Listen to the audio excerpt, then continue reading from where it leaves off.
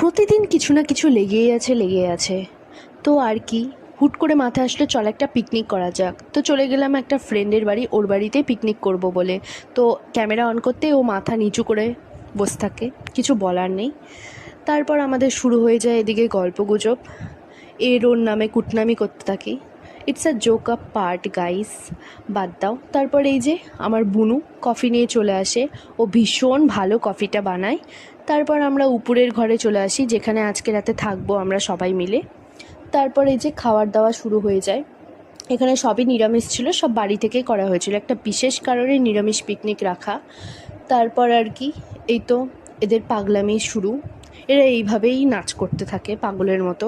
তোমরা আবার ভেবো না কিছু খেয়ে দিয়ে নাচ করছে, ওরা এরকমই পাগল, দেখতেই পাচ্ছ তার উদাহরণ।